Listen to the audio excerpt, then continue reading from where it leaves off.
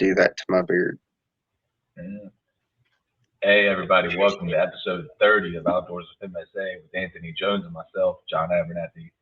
Yep. Let's get to it. What's up, bud? How you doing, man?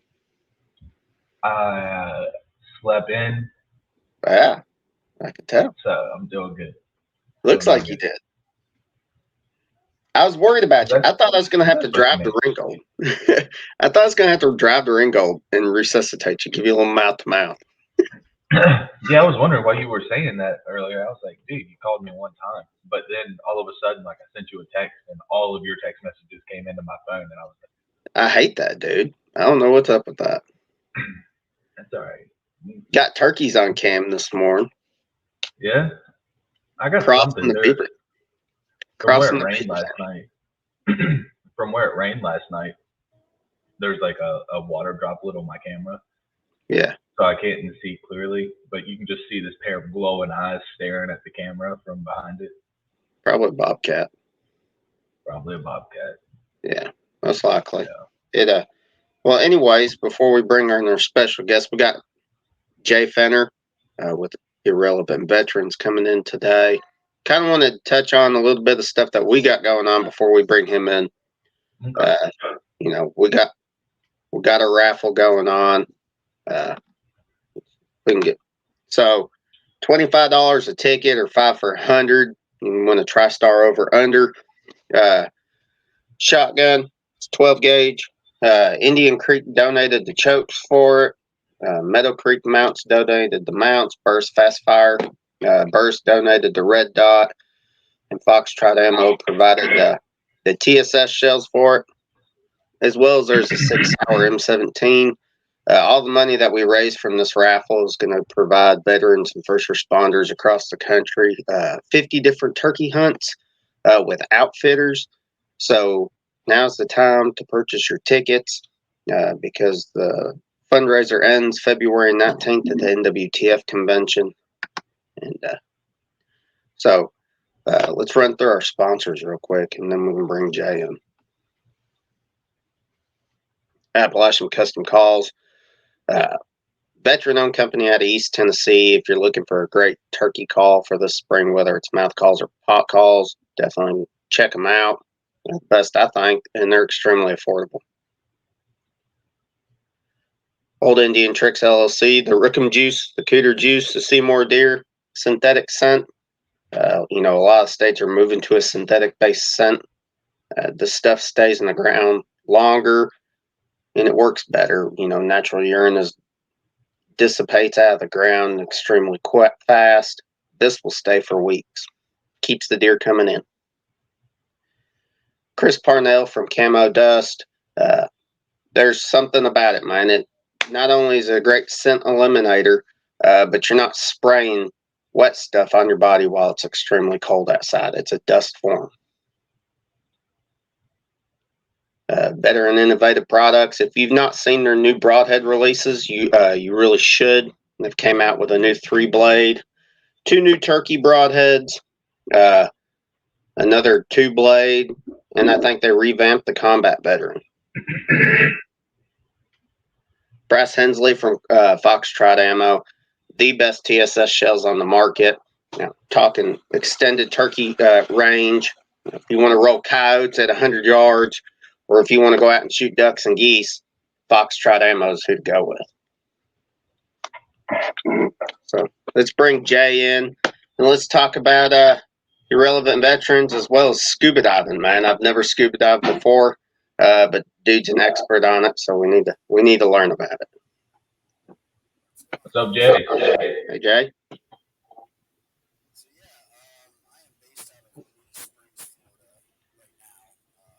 Hold on, Jay. Here, Jay.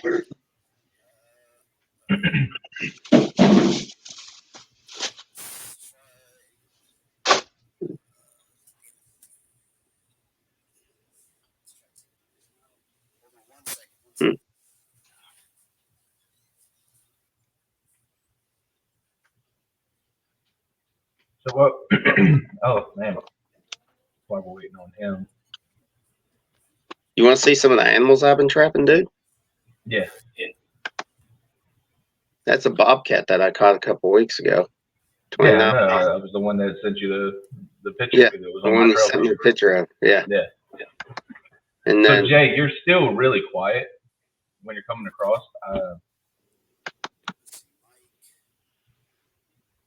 Super low.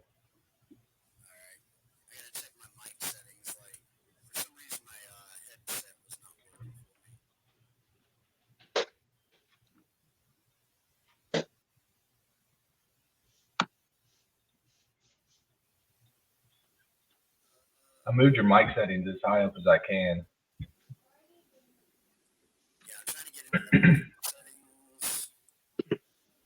Hmm.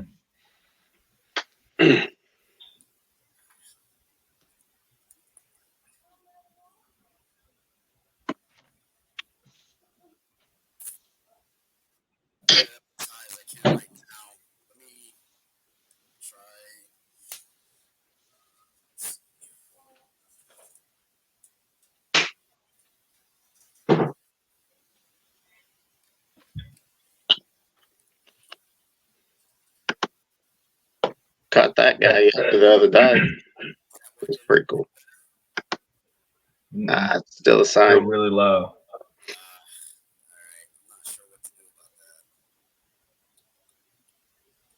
Literally, it worked just, what, an hour ago when we tested it? Maybe 2. Mm-hmm. Yeah, I've got his volume maxed out. I got mine maxed out. Is the volume up on your computer? Hmm.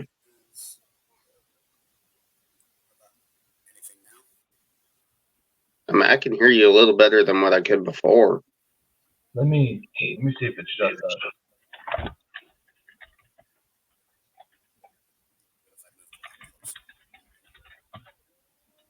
Hold on, I know a better way to check it.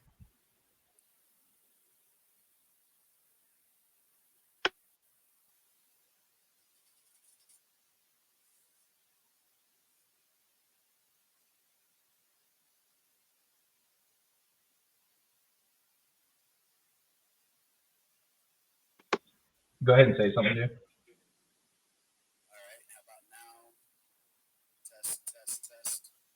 That's better.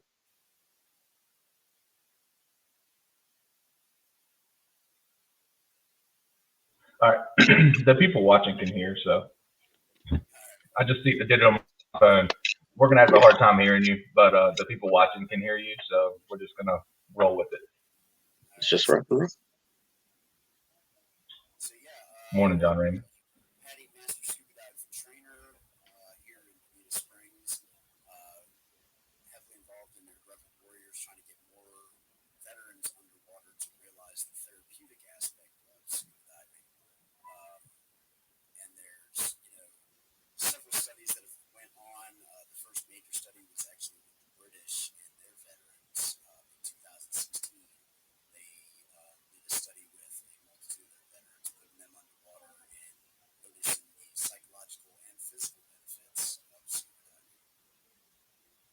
Awesome.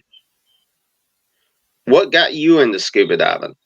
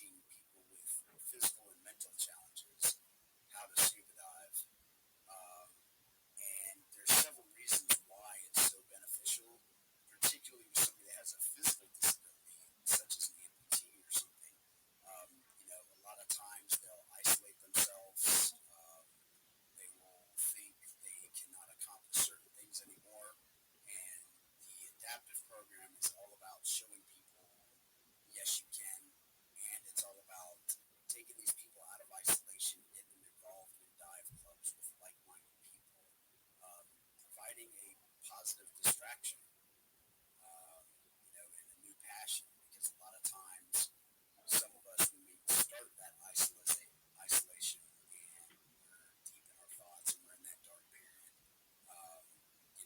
we don't have a passion anymore. We've lost that sense of drive. Yep. And getting into diving can provide that sense of drive again. Awesome.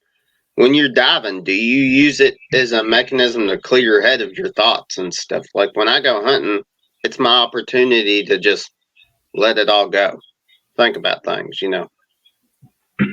Well, with diving, you can't think about your past or anything because you've got so many other things you've got to think about when you're down there. I imagine that you don't have time to worry about what happened last week or a couple of years ago. You've got to, how's my pressure? How much air do I still have left?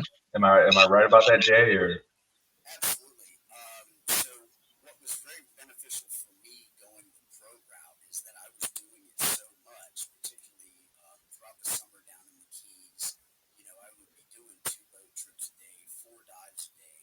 That's 4 to 8 hours of my day that I'm not thinking about what's going on land. I'm not thinking about what's going on in Yeah. my head. I'm focused on getting the dive, being successful in the dive, and getting my customers back and forth.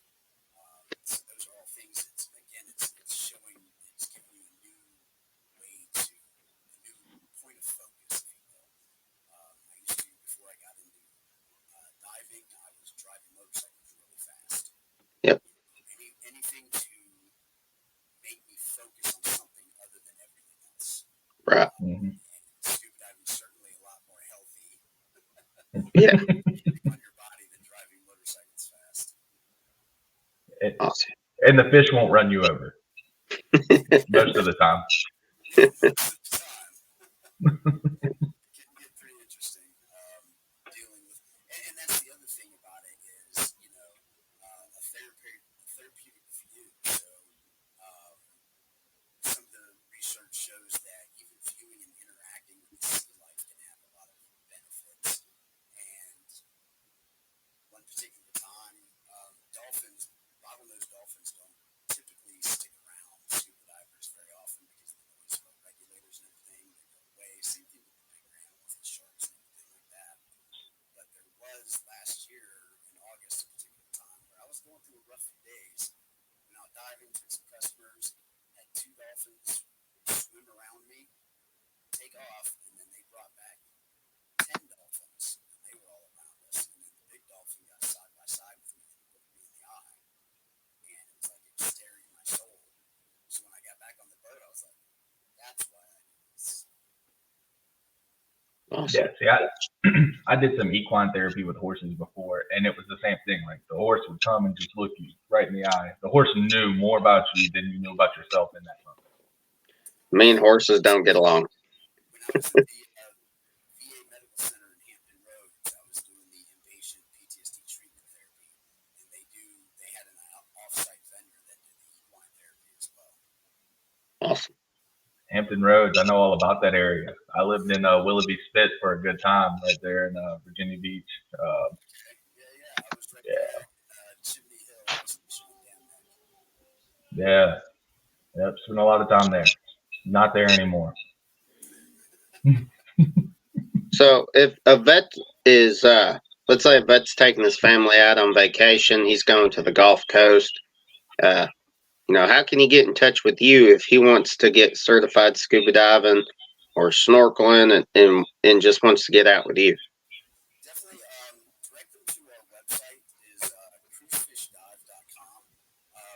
But when it comes to the vets, sometimes people look at it as it's cost prohibitive to start scuba diving, but there are so many organizations out there right now geared towards veterans and getting veterans in the water. Dive Heart's one of them. Task Force Dagger, which is made for anybody that's a SOCOM vet. There's Heroes on the Water. There's Veterans Ocean Adventures. I mean, there are so many programs out there to get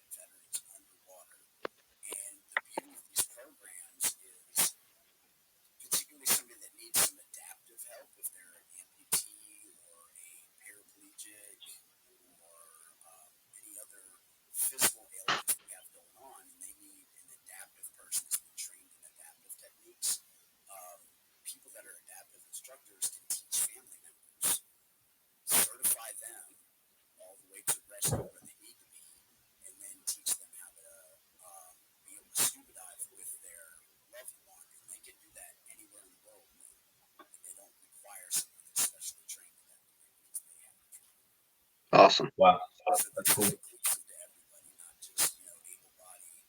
This is inclusive to anybody, what your physical situation is. We just got to, obviously there's other checks and balances we have to go through medical professionals and stuff, but it's still available. Anybody can do this. So do you do scuba dive on coral reefs, or you shipwrecks, or just a bunch of different things? We've done, like down in the Keys in particular, there's so many varieties. You can do coral reefs, you can do wrecks, and you can take this even further and get into tech diving. And next thing you know, you're 180, 200 feet underwater exploring a submarine off the coast of New Jersey that got sunk Wow. in World War II. So you got wrecks, and then there's cave diving also you can get into. Some people find that the best thing about cave diving is the challenge of planning the dive. That's what focuses them. That's what clears their head. Wow. Yeah, I'd be afraid I'd get turned around, man. Too many horror movies. Right. Well, with proper training, man, my counterpart here at our shop, she's big into cave diving. So, Yeah. See, my thing is I'm a little bigger bodied. Tight spaces, claustrophobia. Right. I need that open water. hey, and there's part of that too. Conquer your fears. Yeah. It's not a fear of being in a tight spot. It's the fear of my fat ass getting stuck in the tight spot. Because That's fun. I can't walk through my kitchen without my pants pocket getting caught on the doorknob. I can only imagine being in a cave with all that equipment hanging off. I know Right. something's getting hung up. Right. Well, what was your favorite dive that you've ever done? I think right now, currently, it's when I was off the coast of East Africa.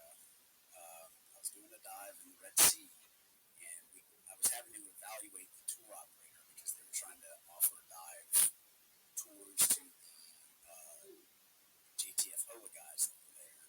So I did counterintelligence, human intelligence, so I had to check these people out before they would approve it. So I went diving with this operator, and we did the first dive. We came up right before the second dive. The captain goes, "I know where whale sharks are feeding right now." Oh, cool. So we went and dove with whale sharks, and we had like 6 30-foot whale sharks diving with them. It was amazing. That's awesome. That's so cool, man. I've never even seen one except for on TV. So Yeah, they are incredible. That was my first time seeing one in real life. Well, actually being in the water with them. I've seen them in like an aquarium, but like being in the water with them, it's just like a whole other experience. And there's places like Irreverent Warriors has a hike in Atlanta. So at the Atlanta Aquarium, you can actually go scuba diving with the whale sharks. oh, cool.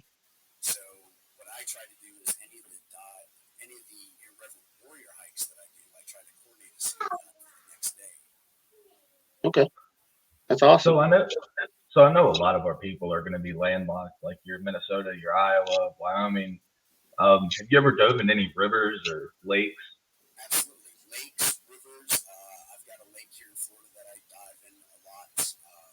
We've got rivers. I just got done doing the Imperial River here in Bonita Springs.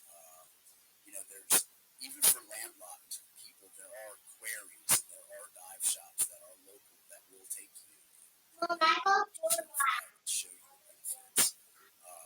There's a lady, and she did what I've been wanting to do. She went to all 50 states over a period of 5 years, and she's dove in all 50 states.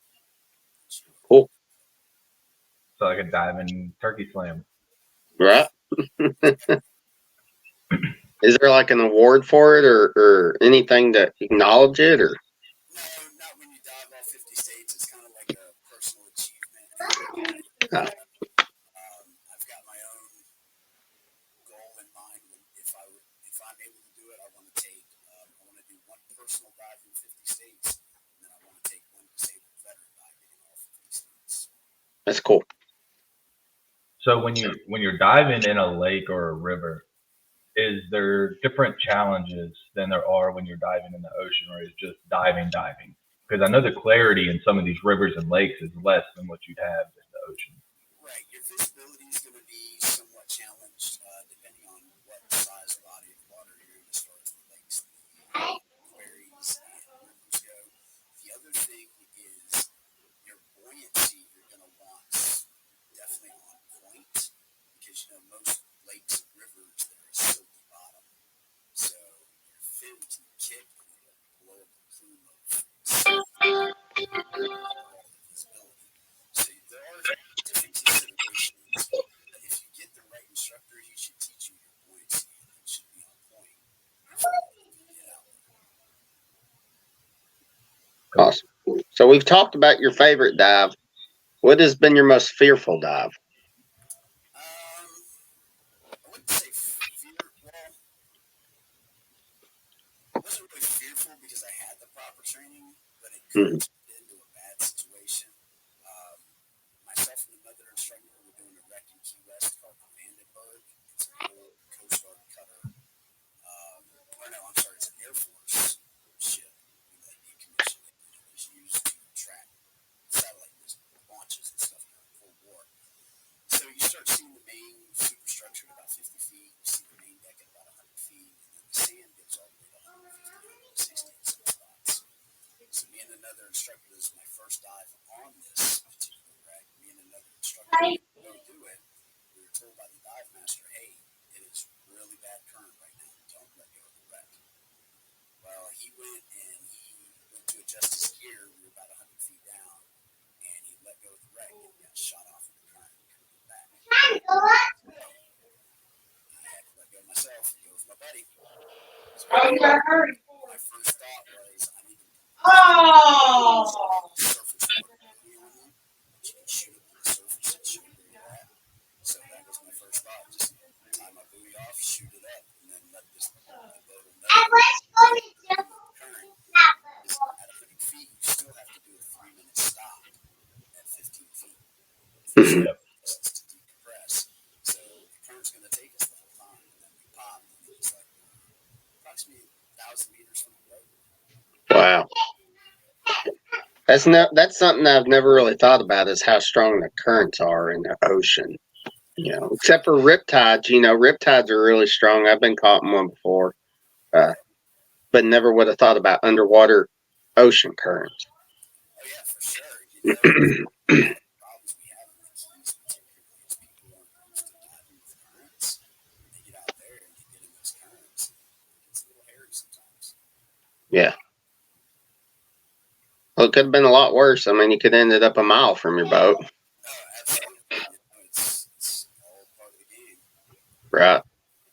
That's awesome. Hey, proper training will help with a lot. Yeah, training and practice, and we all learned that is repetition. And that's the other thing is, even if you are dive certified now, if you don't do it for a 2-year period, get a refresher course. So anybody that's certified now that hasn't done for a while, contact your local dive shop, get a refresher done. It's a half a day for you. Okay. Awesome.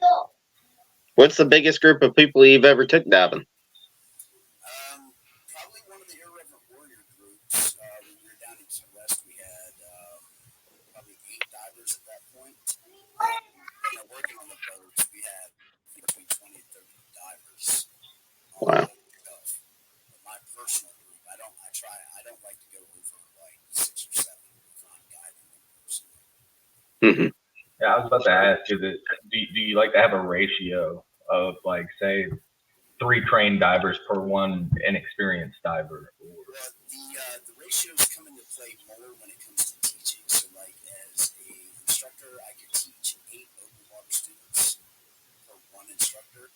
But me, it's a personal thing. I generally, when it comes to teaching, I don't go above 4. If I do have a class that's bigger than 4, I bring a dive master with me and a supervisor with me. Now, are you a dive master? And if not, how do you become a dive master? So, dive master getting to be tourism instructor. So the pipeline goes, you do your open water dive certification first, which is your entry level.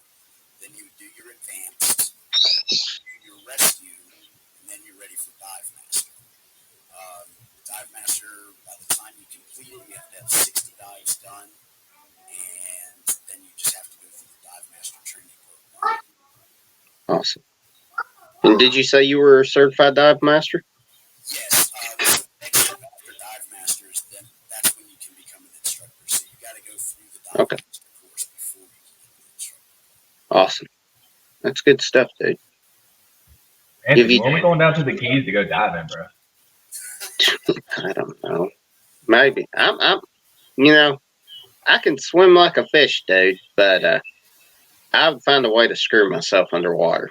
I just have that luck, dude. Right? And I'm just the opposite. You put me on land, and I'm a walking disaster. Right. What have you scuba dived in Tennessee yet? Not in Tennessee, but I know a lot of people that do. I know a lot of people that do a lot of queries up there and a lot of cave diving up there. Yeah, we got a lot.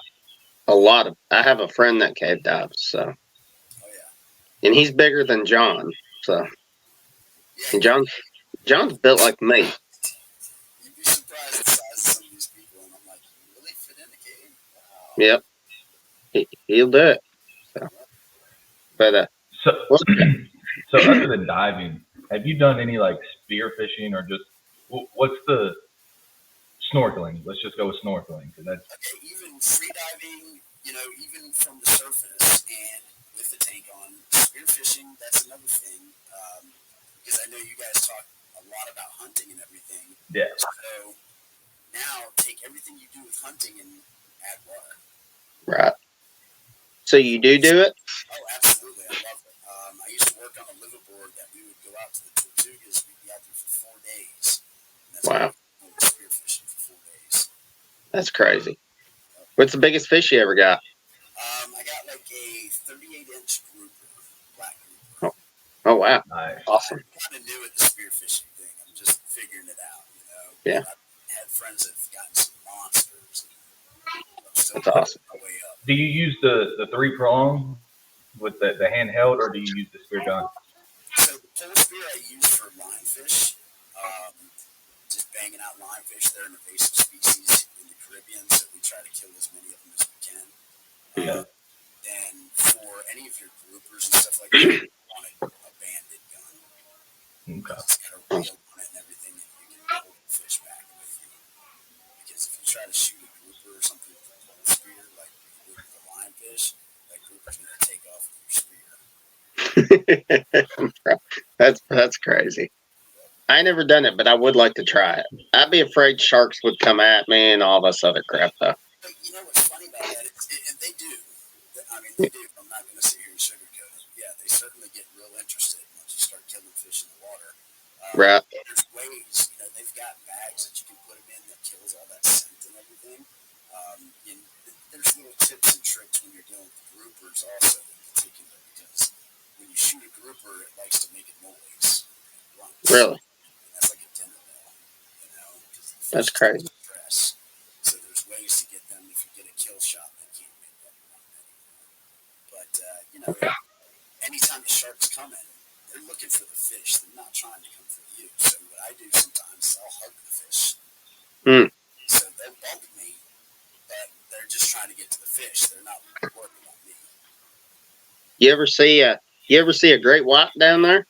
Funny enough, I did. See. So I've been scuba diving for almost 29 years. At this point, I've been diving for 25 years or so. It was March 2019. I was on the Vandenberg, the same wreck that we got blown off of. I've dove that wreck like 500 times now. I was on the Vandenberg. I had 3 divers with me that I was guiding. And there's an app out there called O-Search. And there's researchers that tag sharks. And you can see where the sharks are pinging. Well, there's one great white. They found a group that runs from the Keys up to Nova Scotia and back. That's their migration pattern. So It's huge. One of them was down there pinging, and I'd seen it on the app, and I went, oh, man, that'd be so cool. Well, lo and behold, on the Vandenberg, about 80 feet down, she came sliding by us. And I pointed my divers and showed them. I was like, hey, there's a shark. Showed it to me. And when we got back, somebody asked, what kind of shark was that? And I was like, I'm about to ruin the rest of your dive. You're never going to see anything. That's awesome. Good stuff. Yeah, I love the water. It's actually amazing that I didn't end up in the Navy versus the Army, because I spent my whole childhood on the water, you know, in boats and just swimming in rivers.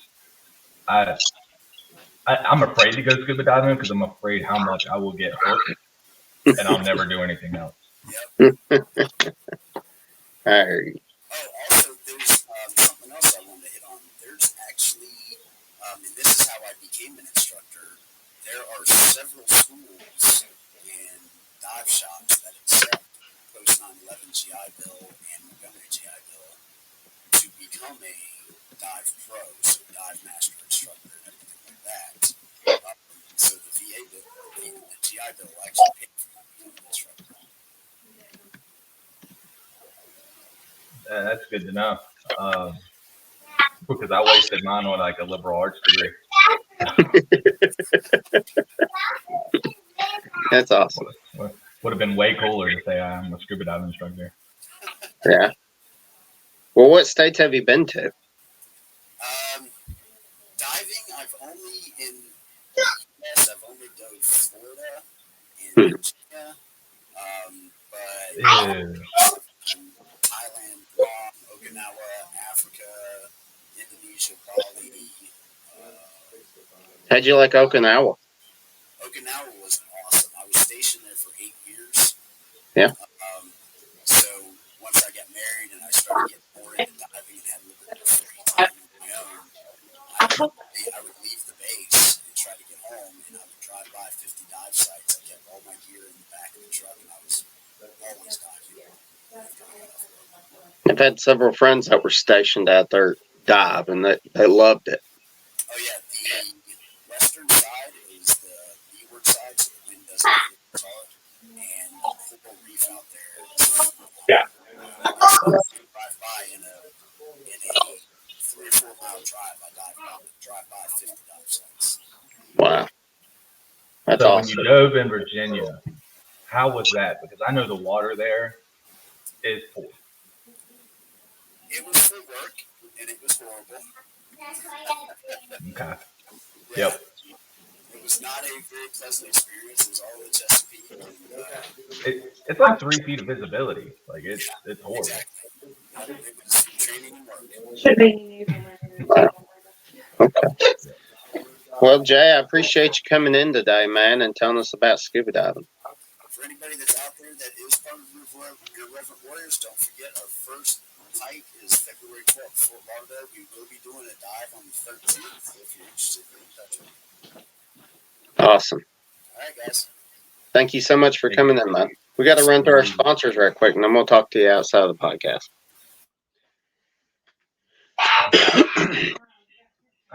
Awesome. Super good guy. Appalachian Custom Calls, great veteran-owned company out of East Tennessee, making great mouth calls, pot calls. If you're looking for a super affordable pot call or mouth call for this turkey season, now's the time to do it, because he's only selling a limited number.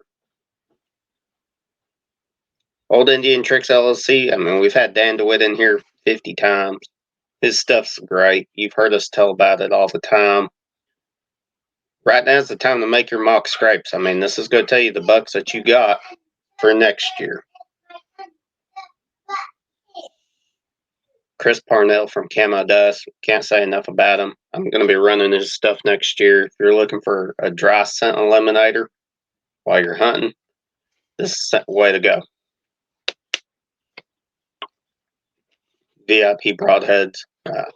John shoots them. I shoot them. Incredibly sharp. Vet-owned company out of Texas. And they do a vet discount.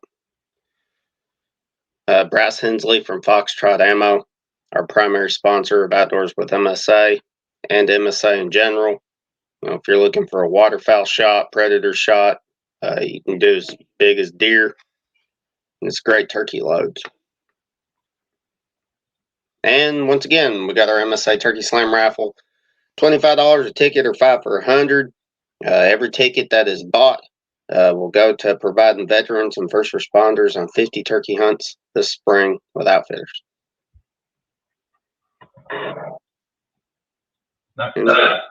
And remember, if you're a veteran or first responder, join us on our Facebook group, Military Sportsmen of America. It's where all of our trips are posted. And we look forward to seeing you guys next week. Take it easy.